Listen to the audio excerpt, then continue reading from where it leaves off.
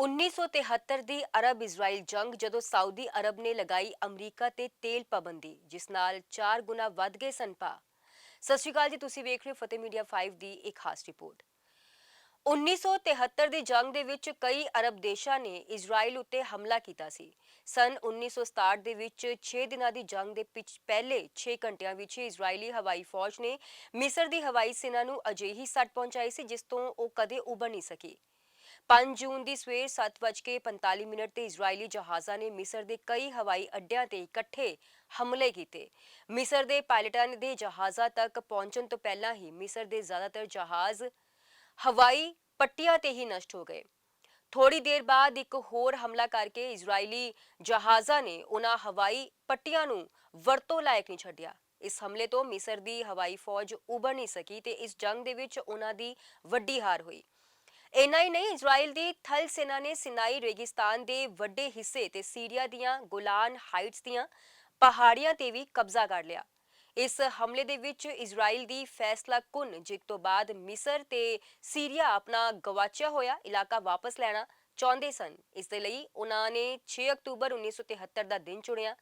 ਇਤਿਹਾਸ ਦੀ ਅਧਿਆਪਕਾ ਤੇ ਪੁਲਿਟਜ਼ਰ ਇਨਾਮ ਲਈ ਨਾਮਜ਼ਦ ਅਮਰੀਕੀ ਪੱਤਰਕਾਰ ਐਲਨੋਰ ਬਰਕੇਟ ਨੇ ਇਜ਼ਰਾਈਲ ਦੀ ਤਤਕਾਲੀ ਪ੍ਰਧਾਨ ਮੰਤਰੀ ਗੋਲਡਾ ਮੇਅਰ ਦੀ ਜੀਵਨੀ ਗੋਲਡਾ ਦੇ ਵਿੱਚ ਮਹੱਤਵਪੂਰਨ ਜਾਣਕਾਰੀ ਦਿੱਤੀ। ਇਜ਼ਰਾਈਲ ਨੂੰ ਉਸ ਦੇ ਉੱਪਰ ਹੋਣ ਵਾਲੇ ਮਿਸਰ ਤੇ ਸੀਰੀਆ ਦੇ ਹਮਲੇ ਦਾ ਪਹਿਲਾ ਸੰਕੇਤ ਉਦੋਂ ਮਿਲਿਆ ਜਦੋਂ ਇਜ਼ਰਾਈਲ ਦੀ ਮਿਲਟਰੀ ਇੰਟੈਲੀਜੈਂਸ ਨੇ ਸੋਵੀਅਤ ਖੁਫੀਆ ਏਜੰਸੀ KGB ਦੇ ਰੇਡੀਓ ਟਰਾਂਸਮਿਸ਼ਨ ਇੰਟਰਸੈਪਟ ਕੀਤੇ ਤੇ ਜਿਸ ਦੇ ਵਿੱਚ ਨਿਰਦੇਸ਼ ਦਿੱਤੇ ਜਾ ਰਹੇ ਸਨ ਕਿ ਸੋਵੀਅਤ ਐਂਟਨੋਵ 22M ਜਹਾਜ਼ ਉਹਨਾਂ ਲੋਕਾਂ ਨੂੰ ਲੈਣ ਪਹੁੰਚਿਆ ਤਾਂ ਇਜ਼ਰਾਈਲੀਆਂ ਦੇ ਮਨ ਦੇ ਵਿੱਚ ਖਤਰੇ ਦੀ ਘੰਟੀ ਵੱਜਣੀ ਸ਼ੁਰੂ ਹੋ ਗਈ।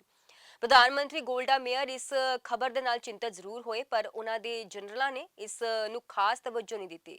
ਇਸ ਦੌਰਾਨ ਇਜ਼ਰਾਈਲੀ ਖੂਫੀਆ ਸਰੋਤਾਂ ਨੇ ਖਬਰ ਦਿੱਤੀ ਕਿ ਮਿਸਰ ਦੀ ਫੌਜ ਦੀ ਇੱਕ ਡਿਵੀਜ਼ਨ ਸੁਏਜ਼ ਨਹਿਰ ਵੱਲ ਵਧ ਰਹੀ ਹੈ ਤੇ ਉਸਨੇ ਕਰੀਬ 1,20,000 ਰਿਜ਼ਰਵ ਸਿਪਾਹੀਆਂ ਨੂੰ ਡਿਊਟੀ ਤੇ ਬੁਲਾ ਲਿਆ ਹੈ। ਇਸ ਦੇ ਬਾਵਜੂਦ ਇਜ਼ਰਾਈਲ ਦੇ ਰੱਖਿਆ ਮੰਤਰੀ ਮੋਸ਼ੇ ਦਾਇਆਨ ਦੀ ਸੋਚ ਸੀ ਕਿ ਮਿਸਰ ਸਿਰਫ ਇੱਕ ਆਮ ਸੈਨਿਕ ਅਭਿਆਸ ਕਰ ਰਿਹਾ ਹੈ। 6 ਅਕਤੂਬਰ 1973 ਯੋਮ ਕਿਪੁਰ ਦਾ ਦਿਨ ਸੀ ਜਿਸ ਨੂੰ ਯਹੂਦੀਆਂ ਦੇ ਵਿੱਚ ਸਾਲ ਦਾ ਸਭ ਤੋਂ ਪਵਿੱਤਰ ਦਿਨ ਮੰਨਿਆ ਜਾਂਦਾ ਹੈ। ਉਸ ਦਿਨ ਪੂਰੇ ਇਜ਼ਰਾਈਲ ਦੇ ਵਿੱਚ ਛੁੱਟੀ ਸੀ, ਇੱਥੋਂ ਤੱਕ ਕਿ ਰੇਡੀਓ ਤੇ ਟੈਲੀਵਿਜ਼ਨ ਸਟੇਸ਼ਨ ਵੀ ਛੁੱਟੀ ਮਨਾ ਰਹੇ ਸਨ। ਇਜ਼ਰਾਈਲ ਦੀ ਫੌਜ ਦੇ 3/4 ਸਿਪਾਹੀ ਛੁੱਟੀ ਤੇ ਆਪਣੇ ਘਰ ਗਏ ਹੋਏ ਸਨ। ਐਲੇਨੋਰ ਬਰਕੇਟ ਗੋਲਡਾ ਮੇਅਰ ਦੀ ਜੀਵਨੀ ਦੇ ਵਿੱਚ ਲਿਖਦੀ ਹੈ ਕਿ ਸਵੇਰੇ 8 ਵਜੇ ਗੋਲਡਾ ਆਪਣੇ ਦਫ਼ਤਰ ਪਹੁੰਚ ਚੁੱਕੇ ਸਨ। ਉਹ ਆਪਣੇ ਫੌਜ ਮੁਖੀ ਡੇਵਿਡ ਡਾਡੋ ਐਲਾਜ਼ਾਰ ਤੇ ਰੱਖਿਆ ਮੰਤਰੀ ਮੋਸ਼ੇ ਦਾਇਆਨ ਦੇ ਵਿਚਾਲੇ ਅਸਹਿਮਤੀਆਂ ਨੂੰ ਸੁਲਝਾਉਣ ਦੀ ਕੋਸ਼ਿਸ਼ ਕਰ ਰਹੇ ਸਨ। ਡਾਡੋ ਚਾਹੁੰਦੇ ਸਨ ਕਿ ਇਸ ਤੋਂ ਪਹਿਲਾਂ ਕਿ ਮਿਸਰ ਇਜ਼ਰਾਈਲ ਤੇ ਹਮਲਾ ਕਰੇ। ਦੂਜੇ ਪਾਸੇ ਮੋਸ਼ੇ ਦਾਇਆਨ ਇਸ ਗੱਲ ਤੇ ਯਕੀਨੀ ਨਹੀਂ ਸਨ ਕਿ ਜੰਗ ਹੋਣ ਜਾ ਰਹੀ ਹੈ। ਉਹਨਾਂ ਨੇ ਪਹਿਲਾਂ ਹਵਾਈ ਹਮਲਾ ਕਰਨ ਦੇ ਵਿਚਾਰ ਨੂੰ ਇਹ ਕਹਿ ਕੇ ਰੱਦ ਕਰ ਦਿੱਤਾ ਸੀ ਕਿ ਅਮਰੀਕਾ ਨੂੰ ਇਜ਼ਰਾਈਲ ਦੀ ਕਾਰਵਾਈ ਪਸੰਦ ਨਹੀਂ ਆਏਗੀ। ਦਾਇਆਨ ਨੇ ਜਨਰਲ ਡਾਡੋ ਦੇ ਰਿਜ਼ਰਵ ਸਿਪਾਹੀਆਂ ਨੂੰ ਬੁਲਾਉਣ ਦੀ ਬੇਨਤੀ ਨੂੰ ਵੀ ਬੇਲੋੜਾ ਦੱਸਿਆ ਸੀ। ਉਹਨਾਂ ਦਾ ਕਹਿਣਾ ਸੀ ਕਿ ਤੁਸੀਂ ਰਿਜ਼ਰਵ ਸਿਪਾਹੀਆਂ ਨੂੰ ਉਦੋਂ ਹੀ ਬੁਲਾਉਂਦੇ ਹੋ ਜਦੋਂ ਪਹਿਲੀ ਗੋਲੀ ਚੱਲ ਚੁੱਕੀ ਹੁੰਦੀ ਹੈ। ਮੰਨ ਲਓ ਜੇ ਲੜਾਈ ਨਹੀਂ ਹੋਈ ਤਾਂ ਅਸੀਂ ਉਹਨਾਂ ਰਿਜ਼ਰਵ ਸਿਪਾਹੀਆਂ ਤੋਂ ਕੀ ਕੰਮ ਕਰਵਾਵਾਂਗੇ। ਗੋਲਡਾ ਮੇਅਰ ਨੇ ਆਪਣੇ ਰੱਖਿਆ ਮੰਤਰੀ ਦਾ ਸਮਰਥਨ ਕਰਦੇ ਹੋਏ ਪਹਿਲਾਂ ਹਮਲਾ ਕਰਨ ਦੇ ਵਿਚਾਰ ਨੂੰ ਖਾਰਜ ਕਰ ਦਿੱਤਾ ਸੀ। ਦੁਪਹਿਰ ਦੇ 2 ਵਜੇ ਅਚਾਨਕ ਪੂਰੇ ਇਜ਼ਰਾਈਲ ਦੇ ਵਿੱਚ ਖਤਰੇ ਦੇ ਸਾਇਰਨ ਵੱਜਣ ਲੱਗੇ। ਉੱਤਰ ਦੇ ਵਿੱਚ ਸੀਰੀਆ ਦੀ ਫੌਜ ਦੀਆਂ 5 ਡਿਵੀਜ਼ਨਾਂ ਨੇ 1400 ਟੈਂਕਾਂ ਤੇ 1000 ਤੋਪਾਂ ਦੇ ਨਾਲ ਇਜ਼ਰਾਈਲ ਦੀਆਂ ਗੋਲਾਨ ਪਹਾੜੀਆਂ ਤੇ ਤੈਨਾਤ 2 ਬ੍ਰਿਗੇਡਾਂ ਤੇ ਹਮਲਾ ਕਰ ਦਿੱਤਾ।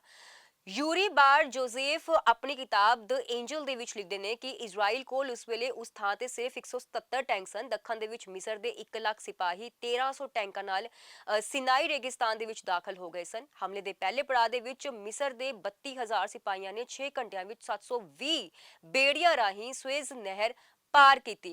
ਹਰ ਬੇੜੀ ਨੇ 12 ਵਾਰ ਆਉਣਾ ਜਾਣਾ ਕੀਤਾ। ਮਿਸਰੀ ਸਿਪਾਹੀਆਂ ਦੇ ਸੁਏਜ਼ ਨਹਿਰ ਪਾਰ ਕਰਨ ਦਾ ਇਜ਼ਰਾਈਲੀ ਸਿਪਾਹੀਆਂ ਨੇ ਜ਼ਰਾ ਵੀ ਵਿਰੋਧ ਨਹੀਂ ਕੀਤਾ ਤੇ ਨਾ ਹੀ ਉਹਨਾਂ ਨੇ ਕੋਈ ਜਵਾਬੀ ਹਮਲਾ ਕੀਤਾ। ਮਿਸਰ ਦੇ ਸਿਪਾਹੀਆਂ ਨੂੰ ਅੱਗੇ ਵਧਣ ਤੋਂ ਰੋਕਣ ਦੇ ਲਈ ਇਜ਼ਰਾਈਲ ਆਪਣੀ ਹਵਾਈ ਸੈਨਾ ਤੇ ਬਹੁਤ ਵੱਧ ਨਿਰਭਰ ਕਰ ਰਿਹਾ ਸੀ। ਅਮਰੀਕੀ ਵਿਦੇਸ਼ ਨੀਤੀ ਮਾਹਰ ਤੇ ਸਾਬਕਾ ਅਮਰੀਕੀ ਰਾਸ਼ਟਰਪਤੀ ਜਾਰਜ W ਬੁਸ਼ ਦੀ ਟੀਮ ਵਿੱਚ ਰਹੇ ਮਾਈਕਲ ਡੋਰਾਨ ਆਪਣੇ ਲੇਖ ਦ ਹਿਡਨ ਕੈਲਕੂਲੇਸ਼ਨ ਬਿਹਾਈਂਡ ਯੋਮ ਕਿਪੁਰ ਵਾਰ ਦੇ ਵਿੱਚ ਲਿਖਦੇ ਨੇ ਕਿ ਇਜ਼ਰਾਈਲ ਦੇ ਪਾਇਲਟ ਸਤਹ ਤੋਂ ਹਵਾ ਵਿੱਚ ਮਾਰ ਕਰਨ ਵਾਲੀਆਂ ਸੈਮ ਮਿਜ਼ਾਈਲਾਂ ਦੇ ਲਈ ਬਿਲਕੁਲ ਵੀ ਤਿਆਰ ਨਹੀਂ ਸਨ। ਸਨ 1967 ਦੇ ਵਿੱਚ ਉਹਨਾਂ ਦਾ ਮਿਸਰ ਦੇ ਹਵਾਈ ਖੇਤਰ ਵਿੱਚ ਪੂਰਾ ਦਬਦਬਾ ਸੀ। 6 ਸਾਲ ਬਾਅਦ ਹਾਲਾਤ ਇਸ ਹੱਦ ਤੱਕ ਬਦਲ ਗਏ ਸਨ ਕਿ ਪਹਿਲੇ 24 ਘੰਟਿਆਂ ਵਿੱਚ ਹੀ ਉਹਨਾਂ ਦੇ 10 ਤੋਂ 30% ਜੰਗੀ ਜਹਾਜ਼ ਨਸ਼ਟ ਕਰ ਦਿੱਤੇ ਗਏ ਸਨ।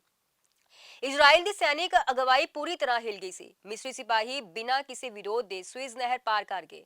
ਉਹਨਾਂ ਦੇ ਇੱਕ ਵੀ ਸਿਪਾਹੀ ਨੂੰ ਨੁਕਸਾਨ ਨਹੀਂ ਪਹੁੰਚਿਆ। ਜਦੋਂ ਇਜ਼ਰਾਈਲੀ ਟੈਂਕ ਆਪਣੀ ਸਵਿਸ ਫਿੰਸ ਪੋਜੀਸ਼ਨ ਤੇ ਪਹੁੰਚੇ ਜਿੱਥੋਂ ਉਹਨਾਂ ਨੇ ਜਵਾਬੀ ਹਮਲਾ ਕਰਨਾ ਸੀ ਤਾਂ ਉਹਨਾਂ ਨੇ ਵੇਖਿਆ ਕਿ ਉਸ ਤੇ ਮਿਸਰੀ ਕਮਾਂਡੋਜ਼ ਦਾ ਕਬਜ਼ਾ ਹੋ ਚੁੱਕਾ ਸੀ। ਉਹਨਾਂ ਨੇ ਇਜ਼ਰਾਈਲੀ ਟੈਂਕਾਂ ਨੂੰ ਵੇਖਦੇ ਹੀ ਉਹਨਾਂ ਤੇ ਐਂਟੀ ਟੈਂਕ ਮਿਜ਼ਾਈਲਾਂ ਨਾਲ ਹਮਲਾ ਕਰ ਦਿੱਤਾ। ਐਤਵਾਰ ਦੀ ਸ਼ਾਮ ਹੋਣ ਤੱਕ ਮਿਸਰ ਦੇ ਸਿਪਾਹੀਆਂ ਨੇ ਸਵਿਜ਼ ਨਹਿਰ ਦੇ ਪੂਰਬੀ ਕਿਨਾਰੇ ਤੇ ਆਪਣਾ ਮੋਰਚਾ ਬਣਾ ਲਿਆ ਸੀ ਤੇ ਉਹਨਾਂ ਦਾ ਇੱਕ ਵੀ ਸਿਪਾਹੀ ਮਾਰਿਆ ਨਹੀਂ ਗਿਆ ਸੀ। ਇਸ ਦੇ ਨਾਲ ਹੀ ਮਿਸਰ ਦੇ 222 ਜੰਗੀ ਜੈਟ ਜਹਾਜ਼ਾਂ ਨੇ ਸਵਿਜ਼ ਨਹਿਰ ਪਾਰ ਕਰਕੇ ਇਜ਼ਰਾਈਲੀ ਟਿਕਾਣਿਆਂ ਤੇ ਰਡਾਰ ਸਟੇਸ਼ਨਾਂ ਤੇ ਬੰਬਾਰੀ ਸ਼ੁਰੂ ਕਰ ਦਿੱਤੀ ਸੀ। ਐਲੇਨੋਰ ਬਰਕੇਟ ਲਿਖਦੇ ਨੇ ਕਿ ਇਜ਼ਰਾਈਲੀ ਸਿਪਾਹੀ ਹੈਰਾਨ ਹੋ ਕੇ ਇਸ ਹਮਲੇ ਨੂੰ ਦੇਖ ਰਹੇ ਸਨ। ਜਦੋਂ ਇਜ਼ਰਾਈਲੀ ਟੈਂਕ ਉਹਨਾਂ ਦਾ ਸਾਹਮਣਾ ਕਰਨ ਦੇ ਲਈ ਅੱਗੇ ਵਧੇ ਤਾਂ ਮਿਸਰ ਦੇ ਸਿਪਾਹੀਆਂ ਨੇ ਉਸ ਦਾ ਜਵਾਬ ਨਾ ਸਿਰਫ ਮੋਢੇ ਤੇ ਰੱਖ ਕੇ ਚਲਾਏ ਜਾਣ ਵਾਲੇ ਰਾਕੇਟ ਪ੍ਰੋਪੈਲਡ ਗ੍ਰੇਨੇਡ ਲਾਂਚਰ ਨਾਲ ਦਿੱਤਾ, ਸਗੋਂ ਉਹਨਾਂ ਨੇ ਕੁਝ ਅਜਿਹੇ ਹਥਿਆਰ ਵੀ ਵਰਤੇ ਜਿਨ੍ਹਾਂ ਦਾ ਸਾਹਮਣਾ ਇਜ਼ਰਾਈਲੀ ਸਿਪਾਹੀਆਂ ਨੇ ਪਹਿਲਾਂ ਕਦੇ ਨਹੀਂ ਕੀਤਾ ਸੀ। ਜੰਗ ਦੇ 24 ਘੰਟੇ ਪੂਰੇ ਹੋਣ ਤੋਂ ਪਹਿਲਾਂ ਹੀ ਜੰਗ ਬਾਰੇ ਇਜ਼ਰਾਈਲ ਦੀ ਹਰ ਪੁਰਾਣੀ ਧਾਰਨਾ ਢਹਿ ਗਈ ਸੀ। ਮਿਸਰ ਦੇ ਇਸ ਹਮਲੇ ਦੇ ਨਾਲ ਇਜ਼ਰਾਈਲ ਦੇ ਵਾਰ ਹੀਰੋ ਰਹੇ ਰੱਖਿਆ ਮੰਤਰੀ ਇਸ ਕਦਰ ਘਬਰਾਏ ਕਿ ਉਹਨਾਂ ਦਾ ਨਰਵਸ ਬ੍ਰੇਕਡਾਊਨ ਹੋ ਗਿਆ ਤੇ ਉਹਨਾਂ ਨੇ ਪ੍ਰਧਾਨ ਮੰਤਰੀ ਮੇਅਰ ਦੇ ਸਾਹਮਣੇ ਮੰਨਿਆ ਕਿ ਹਾਲਾਤ ਨੂੰ ਸਮਝਣ ਦੇ ਵਿੱਚ ਉਹਨਾਂ ਤੋਂ ਵੱਡੀ ਗਲਤੀ ਹੋਈ ਸੀ। ਉਹਨਾਂ ਨੇ ਅਸਤੀਫਾ ਦੇਣ ਦੀ ਪੇਸ਼ਕਸ਼ ਕੀਤੀ ਪਰ ਗੋਲਡਾ ਨੇ ਉਸ ਤੇ ਵਿਚਾਰ ਕਰਨ ਤੋਂ ਵੀ ਇਨਕਾਰ ਕਰ ਦਿੱਤਾ। ਮਾਈਕਲ ਡੋਰਾਨ ਲਿਖਦੇ ਨੇ ਕਿ ਮੋਸ਼ੇ ਦਿਆਨ ਨੇ ਪ੍ਰਧਾਨ ਮੰਤਰੀ ਨੂੰ ਇਹ ਤੱਕ ਸਿਫਾਰਿਸ਼ ਕੀਤੀ ਕਿ ਮਿਸਰ ਤੇ ਸੀਰੀਆ ਨੂੰ ਰੋਕਣ ਦੇ ਲਈ ਇਜ਼ਰਾਈਲ ਪਰਮਾਣੂ ਹਥਿਆਰਾਂ ਦਾ ਬਦਲ ਵਰਤਣ ਬਾਰੇ ਸੋਚੋ। ਇਸ ਦੀ ਪੁਸ਼ਟੀ ਕਰਦੇ ਹੋਏ ਗੋਲਡਾ ਮੇਅਰ ਦੀ ਜੀਵਨੀਕਾਰ ਐਲੇਨੋਰ ਬਰਕੇਟ ਲਿਖਦੇ ਨੇ ਕਿ ਕੁਝ ਸਰੋਤਾਂ ਦੇ ਮੁਤਾਬਿਕ ਕੁਝ ਸਮੇਂ ਦੇ ਲਈ ਗੋਲਡਾ ਵੀ ਬਹੁਤ ਪਰੇਸ਼ਾਨ ਹੋ ਗਏ ਸਨ ਤੇ ਉਹਨਾਂ ਨੇ ਦਿਆਨ ਦੀ ਬੇਨਤੀ ਤੇ ਇਜ਼ਰਾਈਲ ਦੇ ਪਰਮਾਣੂ ਹਥਿਆਰਾਂ ਨੂੰ ਵਰਤਣ ਲਈ ਤਿਆਰ ਰਹਿਣ ਦੇ ਲਈ ਕਹਿ ਦਿੱਤਾ ਸੀ। ਯੋਮ ਕਿਪੁਰ ਜੰਗ ਦੇ ਵਿੱਚ ਇਜ਼ਰਾਈਲੀ ਟੈਂਕ ਡਿਵੀਜ਼ਨ ਦੀ ਅਗਵਾਈ ਕਰਨ ਵਾਲੇ ਤੇ ਬਾਅਦ ਦੇ ਵਿੱਚ ਇਜ਼ਰਾਈਲ ਦੇ ਪ੍ਰਧਾਨ ਮੰਤਰੀ ਬਣੇ ਏਰੀਅਲ ਸ਼ੇਰੋਨ ਨੇ ਆਪਣੀ ਆਤਮਕਥਾ ਵਾਰੀਅਰ ਦੇ ਵਿੱਚ ਲਿਖਿਆ ਸੀ ਕਿ ਮੈਂ ਪਹਿਲੀ ਵਾਰ ਇਜ਼ਰਾਈਲੀ ਸਿਪਾਹੀਆਂ ਦੇ ਚਿਹਰਿਆਂ ਦੇ ਉੱਤੇ ਡਰ ਨਹੀਂ ਸਗੋਂ ਹੈਰਾਨੀ ਦੀ ਝਲਕ ਵੇਖੀ ਸੀ। ਅਚਾਨਕ ਉਹਨਾਂ ਨਾਲ ਉਹ ਸਭ ਕੁਝ ਹੋ ਰਿਹਾ ਸੀ ਜਿਸ ਦਾ ਤਜਰਬਾ ਉਹਨਾਂ ਨੇ ਪਹਿਲਾਂ ਕਦੇ ਨਹੀਂ ਸੀ ਕੀਤਾ। ਉਹਨਾਂ ਦੀ ਪੂਰੀ ਸੈਨਿਕ ਜ਼ਿੰਦਗੀ ਜਿੱਤ ਦੇ ਤਜਰਬੇ ਕਰਦੇ ਬੀਤੀ ਸੀ ਤੇ ਉਹ ਆਪਣੀਆਂ ਅੱਖਾਂ ਤੇ ਯਕੀਨ ਨਹੀਂ ਕਰ ਸਕਦੇ ਸਨ ਕਿ ਉਹਨਾਂ ਦੇ ਸਾਹਮਣੇ ਹੀ ਮਿਸਰ ਦੇ ਸਿਪਾਹੀ ਸਵਿਜ਼ ਨਹਿਰ ਪਾਰ ਕਰ ਰਹੇ ਸਨ। ਸ਼ਾਮ ਹੋਣ ਤੱਕ ਰਿਜ਼ਰਵ ਸਿਪਾਹੀਆਂ ਦੇ ਘਰਾਂ ਤੇ ਸੈਨਿਕ ਮੁਖ ਦਫ਼ਤਰ ਤੋਂ ਫੋਨ ਆਉਣੇ ਸ਼ੁਰੂ ਹੋ ਗਏ। ਯਰੂਸ਼ਲਮ ਦੇ ਵਿੱਚ ਆਪਣੇ ਤਜਰਬਿਆਂ ਤੇ ਲਿਖਣ ਤੇ ਹੋਲੋਕਾਸਟ ਤੇ ਖੋਜ ਕਰਨ ਵਾਲੀ ਡੈਬੀ ਸ਼ਪੀਰੋ ਆਪਣੇ ਲੇਖ ਰਿਮੈਂਬਰਿੰਗ ਯੋਮ ਕਿਪੁਰ ਵਾਰ ਵਿੱਚ ਲਿਖਦੀ ਹੈ ਕਿ ਅੱਜ ਵੀ ਉਹ ਦ੍ਰਿਸ਼ ਯਾਦ ਕਰਕੇ ਮੇਰਾ ਦਿਲ ਕੰਬ ਜਾਂਦਾ ਹੈ ਜਦੋਂ ਬਹੁਤ ਸਾਰੇ ਲੋਕ ਘੁਟਨ ਤੱਕ ਸਫੈਦ ਕਿਤੇਲ ਪਹਿਨੇ ਆਪਣੀ ਯੂਨਿਟ ਤੱਕ ਪਹੁੰਚਣ ਲਈ ਸੜਕਾਂ ਤੇ ਲਗਭਗ ਦੌੜ ਰਹੇ ਸਨ। ਉਹਨਾਂ ਦੇ ਪਿੱਛੇ ਸੈਂਡਵਿਚ ਤੇ ਥਰਮਸ ਵਿੱਚ ਗਰਮ ਕੌਫੀ ਲੈ ਕੇ ਉਹਨਾਂ ਦੀਆਂ ਪਤਨੀਆਂ ਵੀ ਦੌੜ ਰਹੀਆਂ ਸਨ। ਉਹਨਾਂ ਨੂੰ ਹੁਕਮ ਮਿਲੇ ਸਨ ਕਿ ਉਹ ਤੁਰੰਤ ਆਪਣਾ ਵਰਤ ਤੋੜ ਦੇਣ ਤੇ ਆਪਣੇ ਟਿਕਾਣਿਆਂ ਦੇ ਵੱਲ ਰਵਾਨਾ ਹੋ ਜਾਣ। ਉੱਥੇ ਔਰਤਾਂ ਨੂੰ ਕਿਹਾ ਗਿਆ ਸੀ ਕਿ ਉਹ ਘਰ ਜਾ ਕੇ ਆਪਣੇ ਪਤੀਆਂ ਦੇ ਲਈ ਖਾਣਾ ਤਿਆਰ ਕਰਨ ਤਾਂ ਜੋ ਉਹ ਜਦੋਂ ਮੋਰਚੇ ਤੇ ਜਾਣ ਤਾਂ ਭੁੱਖੇ ਨਾ ਰਹਿਣ। ਇਸ ਦੌਰਾਨ ਗੂੜੇ ਹਰੇ ਰੰਗ ਦੀਆਂ ਸੈਨਿਕ ਜੀਪਾਂ ਸੜਕਾਂ ਤੇ ਦੌੜ ਰਹੀਆਂ ਸਨ ਤਾਂ ਜੋ ਰਿਜ਼ਰਵ ਸਿਪਾਹੀਆਂ ਨੂੰ ਸੂਲ ਯਾਨੀ ਯਹੂਦੀ ਇਬਾਦਤ ਘਰ ਤੋਂ ਸਿੱਧੇ ਮੋਰਚੇ ਤੇ ਲੈ ਜਾ ਸਕਣ। ਉਹਨਾਂ ਦੇ ਵਿੱਚੋਂ ਬਹੁਤ ਸਾਰੇ ਲੋਕ ਕਦੇ ਵੀ ਵਾਪਸ ਆਪਣੇ ਘਰ ਨਹੀਂ ਆਏ। ਸੀਰੀਆਈ ਮੋਰਚੇ ਤੇ ਇਜ਼ਰਾਈਲ ਦਾ ਜਵਾਬੀ ਹਮਲਾ। ਉਥੇ ਗੋਲਾਨ ਹਾਈਟਸ ਤੇ ਮੋਰਚੇ ਤੇ ਸੀਰੀਆਈ ਫੌਜ ਵੀ ਇਜ਼ਰਾਈਲ ਤੇ ਹਮਲਾ ਕਰ ਰਹੀ ਸੀ। ਉਹਨਾਂ ਦੀ ਪੂਰੀ ਕੋਸ਼ਿਸ਼ ਸੀ ਕਿ ਗੋਲਾਨ ਦੀਆਂ ਉਚਾਈਆਂ ਤੇ ਉਹਨਾਂ ਦਾ ਕਬਜ਼ਾ ਹੋ ਜਾਏ ਪਰ ਅਗਲੇ ਹੀ ਦਿਨ ਇਜ਼ਰਾਈਲ ਨੇ ਸੀਰੀਆ ਤੇ ਜਵਾਬੀ ਹਮਲਾ ਕਰਨਾ ਸ਼ੁਰੂ ਕਰ ਦਿੱਤਾ ਸੀ। 7 ਅਕਤੂਬਰ ਦੀ ਸ਼ਾਮ ਹੋਣ ਤੱਕ ਇਜ਼ਰਾਈਲ ਨੇ ਸੀਰੀਆ ਦੀ ਪਹਿਲੀ ਰੱਖਿਆ ਲਾਈਨ ਨੂੰ ਤੋੜ ਦਿੱਤਾ ਸੀ। ਇਜ਼ਰਾਈਲ ਦੀ ਹਵਾਈ ਫੌਜ ਨੇ ਸੀਰੀਆ ਦੇ ਹਵਾਈ ਟਿਕਾਣਿਆਂ ਨੂੰ ਨਿਸ਼ਾਨਾ ਬਣਾਉਣਾ ਸ਼ੁਰੂ ਕਰ ਦਿੱਤਾ ਸੀ ਜਿਸ ਦੇ ਵਿੱਚ ਰਾਜਧਾਨੀ ਦਮਿਸ਼ਕ ਦਾ ਹਵਾਈ ਅੱਡਾ ਵੀ ਸ਼ਾਮਲ ਸੀ।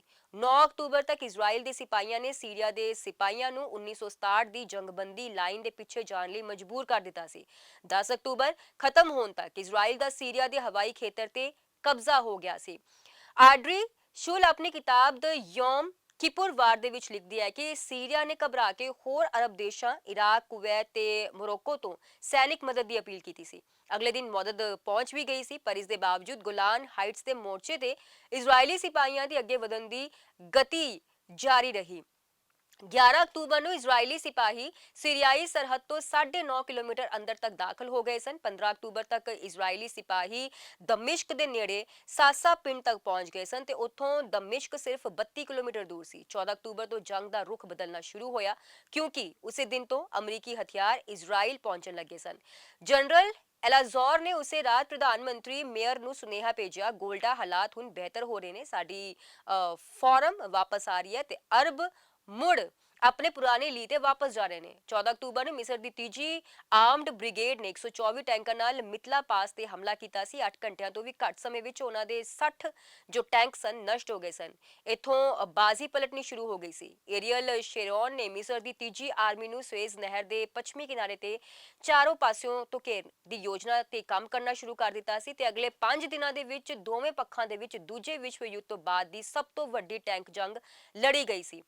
ਸਭ ਤੋਂ ਭਿਆਨਕ ਲੜਾਈ 15 ਅਕਤੂਬਰ ਦੀ ਰਾਤ ਚਾਈਨੀਜ਼ ਫਾਰਮ ਨਾਮ ਦੀ ਥਾਂ ਤੇ ਹੋਈ ਸੀ। ਏਰੀਅਲ ਸ਼ੇਰੋਨ ਨੇ ਉਸ ਲੜਾਈ ਦਾ ਵੇਰਵਾ ਦਿੰਦੇ ਹੋਏ ਆਪਣੀ ਆਤਮਕਥਾ ਵਾਰੀਅਰ ਦੇ ਵਿੱਚ ਲਿਖਿਆ ਹੈ ਕਿ ਲੜਾਈ ਇੰਨੀ ਨੇੜਿਓਂ ਲੜੀ ਗਈ ਸੀ ਕਿ ਤੁਸੀਂ ਮਿਸਰ ਤੇ ਇਜ਼ਰਾਈਲ ਦੇ ਸਿਪਾਹੀਆਂ ਦੀਆਂ ਲਾਸ਼ਾਂ ਇੱਕ ਦੂਜੇ ਦੇ ਨਾਲ ਪਈਆਂ ਵੇਖ ਸਕਦੇ ਸੀ। ਦੋਵੇਂ ਪਾਸਿਆਂ ਦੇ ਸਿਪਾਹੀ ਸੜਦੇ ਹੋਏ ਟੈਂਕਾਂ ਤੋਂ ਛਾਲ ਮਾਰ ਕੇ ਨਿਕਲੇ ਸਨ ਤੇ ਇਕੱਠੇ ਹੀ ਮਾਰੇ ਗਏ ਸਨ। ਸ਼ੇਰੋਨ ਨੇ ਮਿਸਰ ਦੇ ਸਿਪਾਹੀਆਂ ਤੇ ਦਬਾਅ ਜਾਰੀ ਰੱਖਿਆ ਤੇ ਇਜ਼ਰਾਈਲੀ ਫੌਜ ਸੁਏਜ਼ ਨਹਿਰ ਪਾਰ ਕਰਨ ਦੇ ਵਿੱਚ ਕਾਮਯਾਬ ਹੋ ਗਈ। ਮਾਈਕਲ ਡਰਾਨ ਲਿਖਦੇ ਨੇ ਕਿ ਹਾਰ ਦੇ ਡਰ ਨਾਲ ਮਿਸਰ ਨੇ ਜੰਗਬੰਦੀ ਦੀ ਅਪੀਲ ਕੀਤੀ। ਅਮਰੀਕਾ ਤੇ ਸੋਵੀਅਤ ਸੰਘ ਦੇ ਦਬਾਅ ਹੇਠ ਇਜ਼ਰਾਈਲ ਨੇ ਅੱਗੇ ਵਧਣਾ ਰੋਕ ਦਿੱਤਾ। ਇਸ ਲੜਾਈ ਦੇ ਵਿੱਚ ਮਿਸਰ ਤੇ ਸੀਰੀਆ ਦੇ ਕੁੱਲ 15,600 ਸਿਪਾਹੀ ਮਾਰੇ ਗਏ ਤੇ ਕਰੀਬ 35,000 ਸਿਪਾਹੀ ਜ਼ਖਮੀ ਹੋਏ। ਇਜ਼ਰਾਈਲ ਨੇ ਕੁੱਲ 2,569 ਸਿਪਾਹੀ ਗਵਾਏ ਤੇ ਉਹਨਾਂ ਦੇ 7,251 ਸਿਪਾਹੀ ਜ਼ਖਮੀ ਹੋਏ। ਇਸ ਜੰਗ ਦੇ ਵਿੱਚ ਅਰਬ ਦੇਸ਼ਾਂ ਦੇ 440 ਜੰਗੀ ਜਹਾਜ਼ ਨਸ਼ਟ ਹੋਏ ਜਦਕਿ ਇਜ਼ਰਾਈਲ ਨੇ 102 ਜਹਾਜ਼ ਗਵਾਏ। 22 ਅਕਤੂਬਰ ਨੂੰ ਸੰਯੁਕਤ ਰਾਸ਼ਟਰ ਨੇ ਜੰਗਬੰਦੀ ਦਾ ਐਲਾਨ ਕਰ ਦਿੱਤਾ ਤੇ ਉਸ ਵੇਲੇ ਤੱਕ ਇਜ਼ਰਾਈਲੀ ਫੌਜ ਦਾ ਸੁਏਜ਼ ਸ਼ਹਿਰ ਤੋਂ ਕਾਹਿਰਾ ਜਾਣ ਵਾਲੀ ਸੜਕ ਤੇ ਕਬਜ਼ਾ ਹੋ ਚੁੱਕਾ ਸੀ। ਆਡਰੀ ਸ਼ੁਲ ਲਿਖਦੀ ਹੈ ਕਿ ਸੋਵੀਅਤ ਸੰਘ ਤੇ ਅਮਰੀਕਾ ਦੋਵੇਂ ਚਾਹੁੰਦੇ ਸਨ ਕਿ ਇਸ ਜੰਗ ਦੇ ਵਿੱਚ ਇਜ਼ਰਾਈਲ ਦੀ ਪੂਰੀ ਜਿੱਤ ਨਾ ਹੋਵੇ ਕਿਉਂਕਿ ਉਹਨਾਂ ਨੂੰ ਡਰ ਸੀ ਕਿ ਇਜ਼ਰਾਈਲ ਦੀ ਜਿੱਤ ਨਾਲ ਨਾਰਾਜ਼ ਅਰਬ ਦੇਸ਼ ਤੇਲ ਉਤਪਾਦਨ ਵਿੱਚ ਵੱਡੀ ਕਮੀ ਕਰ ਸਕਦੇ ਨੇ। ਇਜ਼ਰਾਈਲ ਇਸ ਜੰਗ ਵਿਰਾਮ ਦੇ ਨਾਲ ਖੁਸ਼ ਨਹੀਂ ਸੀ ਕਿਉਂਕਿ ਉਸ ਦਾ ਮੰਨਣਾ ਸੀ ਕਿ ਉਸ ਨੂੰ ਉਸ ਵੇਲੇ ਰੋਕਿਆ ਗਿਆ ਜਦੋਂ ਉਹ ਫੈਸਲਾਕੁਨ ਜਿੱਤ ਵੱਲ ਵਧ ਰਿਹਾ ਸੀ। 23 ਅਕਤੂਬਰ ਨੂੰ ਇਜ਼ਰਾਈਲ ਨੇ ਸੁਏਜ਼ ਨਹਿਰ ਦੇ ਪੂਰਬੀ ਕਿਨਾਰੇ ਤੇ ਮਿਸਰ ਦੀ ਤੀਜੀ ਫੌਜ ਨੂੰ ਘੇਰ ਲਿਆ ਤੇ ਉਹਨਾਂ ਦੇ ਹਜ਼ਾਰਾਂ ਸਿਪਾਹੀਆਂ ਨੂੰ ਕੈਦੀ ਬਣਾ ਲਿਆ। ਉਹ ਮਿਸਰ ਦੀ ਰਾਜਧਾਨੀ ਕਾਹਿਰਾ ਤੋਂ ਸਿਰਫ 100 ਕਿਲੋਮੀਟਰ ਦੂਰ ਰਹਿ ਗਏ ਸਨ। ਮਿਸਰ ਨੇ ਘਬਰਾ ਕੇ ਸੋਵੀਅਤ ਸੰਘ ਤੋਂ ਮਦਦ ਮੰਗੀ ਜਿਸ ਨੂੰ ਉਸਨੇ ਤੁਰੰਤ ਮਨਜ਼ੂਰ ਕਰ ਲਿਆ। 26 ਅਕਤੂਬਰ ਨੂੰ ਦੋਵੇਂ ਮਹਾਸ਼ਕਤੀਆਂ ਦੇ ਯਤਨਾਂ ਨਾਲ ਇਜ਼ਰਾਈਲ ਤੇ ਮਿਸਰ ਜੰਗਬੰਦੀ ਲਈ ਰਾਜ਼ੀ ਹੋ ਗਏ। ਹਾਲਾਂਕਿ ਅਰਬ ਇਜ਼ਰਾਈਲ ਜੰਗ 26 ਅਕਤੂਬਰ ਤੱਕ ਖਤਮ ਹੋ ਗਈ ਸੀ ਪਰ ਇਸਨੇ ਮੱਧ ਪੂਰਬ ਤੇ ਵਿਸ਼ਵ ਊਰਜਾ ਬਾਜ਼ਾਰ ਨੂੰ ਪੂਰੀ ਤਰ੍ਹਾਂ ਬਦਲ ਕੇ ਰੱਖ ਦਿੱਤਾ। ਅਖੀਰ ਵਿੱਚ ਇਸ ਜੰਗ ਦਾ ਸਭ ਤੋਂ ਵੱਡਾ ਫਾਇਦਾ ਸਾਊਦੀ ਅਰਬ ਨੂੰ ਹੋਇਆ ਜਿਸਨੇ ਅਮਰੀਕਾ ਵੱਲੋਂ ਜੰਗ ਦੌਰਾਨ ਇਜ਼ਰਾਈਲ ਨੂੰ ਦਿੱਤੇ ਗਏ ਸਮਰਥਨ ਦੇ ਜਵਾਬ ਦੇ ਵਿੱਚ ਉਸ ਤੇ ਤੇਲ ਬਰਾਮਦਗੀ ਤੇ ਪਾਬੰਦੀ ਲਗਾ ਦਿੱਤੀ। ਸਾਬਕਾ CIA ਅਧਿਕਾਰੀ ਬਰੂਸ ਰੀਡਲ ਨੇ ਆਪਣੇ ਲੇਖ 50 years ago Saudi Arabia was the biggest winner of the ਯੋਮ ਕਿਪੁਰ ਵਾਰ ਵਿੱਚ ਲਿਖਿਆ ਕਿ ਸਨ 1814 ਵਿੱਚ ਬ੍ਰਿਟੇਨ ਵੱਲੋਂ ਵਾਸ਼ਿੰਗਟਨ ਨੂੰ ਸਾੜੇ ਜਾਣ ਤੋਂ ਬਾਅਦ ਕਿਸੇ ਹੋਰ ਦੇਸ਼ ਨੇ ਅਮਰੀਕਾ ਨੂੰ ਇੰਨਾ ਵੱਡਾ ਆਰਥਿਕ ਨੁਕਸਾਨ ਨਹੀਂ ਪਹੁੰਚਾਇਆ ਜਿੰਨਾ ਸਾਊਦੀ ਅਰਬ ਨੇ ਕੀਤਾ। ਅਰਬ ਇਜ਼ਰਾਈਲ ਜੰਗ ਸ਼ੁਰੂ ਹੋਣ ਤੋਂ ਪਹਿਲਾਂ ਹੀ ਇੱਕ ਗੁਪਤ ਮੀਟਿੰਗ ਵਿੱਚ ਮਿਸਰ ਦੇ ਰਾਸ਼ਟਰਪਤੀ ਅਨਵਰ ਸਾਦਾਤ ਨੇ ਸਾਊਦੀ ਸ਼ਾਹ ਫੈਸਲ ਨੂੰ ਸਲਾਹ ਦਿੱਤੀ ਸੀ ਕਿ ਜ਼ਰੂਰਤ ਪੈਣ ਤੇ ਉਹ ਤੇਲ ਨੂੰ ਹਥਿਆਰ ਵਜੋਂ ਵਰਤਣ ਦੇ ਲਈ ਤਿਆਰ ਰਹੇ। 17 ਅਕਤੂਬਰ ਨੂੰ ਸਾਊਦੀ ਵਿਦੇਸ਼ ਰਾਜ ਮੰਤਰੀ ਉਮਰ ਸਕਾਫ ਨੇ ਰਾਸ਼ਟਰਪਤੀ ਨਿਕਸਨ ਨਾਲ ਮਿਲ ਕੇ ਸ਼ਾਹ ਫੈਸਲ ਦਾ ਇੱਕ ਪੱਤਰ ਉਹਨਾਂ ਨੂੰ ਦਿੱਤਾ ਜਿਸ ਦੇ ਵਿੱਚ ਕਿਹਾ ਗਿਆ ਸੀ ਕਿ ਜੇ ਅਮਰੀਕਾ ਨੇ 2 ਦਿਨਾਂ ਦੇ ਵਿੱਚ ਇਜ਼ਰਾਈਲ ਨੂੰ ਹਥਿਆਰ ਦੇਣੇ ਬੰਦ ਨਾ ਕੀਤੇ ਤਾਂ ਸਾਊਦੀ ਅਮਰੀਕਾ ਨੂੰ ਤੇਲ ਭੇਜਣ ਤੇ ਪਾਬੰਦੀ ਲਾ ਦੇਵੇਗਾ। ਨਿਕਸਨ ਨੇ ਅਜਿਹਾ ਕਰਨ ਤੋਂ ਇਨਕਾਰ ਕਰ ਦਿੱਤਾ। ਸਾਊਦੀ ਨੇ ਪਹਿਲਾਂ ਆਪਣੇ ਉਤਪਾਦਨ ਦੇ ਵਿੱਚ 10% ਦੀ ਕਟੌਤੀ ਕੀਤੀ ਤੇ ਫਿਰ ਅਮਰੀਕਾ ਨੂੰ ਤੇਲ ਭੇਜਣਾ ਬੰਦ ਕਰ ਦਿੱਤਾ। ਅਮਰੀਕਾ ਤੇ ਤੇਲ ਦੀ ਬਰਾਮਦਗੀ ਤੇ ਪਾਬੰਦੀ ਲਗਾਏ ਜਾਣ ਦੇ ਨਤੀਜੇ ਕਾਫੀ ਵੱਡੇ ਸਾਹਮਣੇ ਆਏ। ਜੁਲਾਈ 1973 ਵਿੱਚ ਜਿਸ ਤੇਲ ਦੀ ਕੀਮਤ $2.90 ਪ੍ਰਤੀ ਬੈਰਲ ਸੀ ਦਸੰਬਰ 1973 ਵਿੱਚ ਵੱਧ ਕੇ $11.65 ਪ੍ਰਤੀ ਬੈਰਲ ਹੋ ਗਈ। ਪਾਬੰਦੀ ਨੇ ਪੂਰੀ ਅਮਰੀਕੀ ਅਰਥ ਵਿਵਸਥਾ ਵਿੱਚ ਮੰਦੀ ਲਿਆ ਦਿੱਤੀ ਜਿਸ ਨੇ ਲੱਖਾਂ ਅਮਰੀਕੀਆਂ ਦੀ ਜ਼ਿੰਦਗੀ ਨੂੰ ਪ੍ਰਭਾਵਿਤ ਕੀਤਾ। 1971 ਦੀ ਜੰਗ ਦੇ ਆਰਥਿਕ ਪ੍ਰਭਾਵਾਂ ਨਾਲ ਜੂਝ ਰਹੇ ਭਾਰਤ ਦਾ ਤੇਲ ਦਰਾਮਦਗੀ ਬਜਟ ਵੀ ਲਗਭਗ 3 ਗੁਣਾ ਵੱਧ ਗਿਆ। ਮਹਿੰਗਾਈ ਵਧਣ ਕਰਕੇ ਸਰਕਾਰ ਦੇ ਖਿਲਾਫ ਅੰਦੋਲਨਾਂ ਦਾ ਹੜ੍ਹ ਆ ਗਿਆ ਜਿਸ ਨੇ ਭਾਰਤ ਦੀ ਸਿਆਸਤ ਨੂੰ ਕਾਫੀ ਹੱਦ ਤੱਕ ਪ੍ਰਭਾਵਿਤ ਕੀਤਾ। ਫਤਿਹ ਮੀਡੀਆ 5 ਦੀ ਖਾਸ ਰਿਪੋਰਟ ਵੇਖਣ ਲਈ ਤੁਹਾਡਾ ਬਹੁਤ ਬਹੁਤ ਸ਼ੁਕਰੀਆ।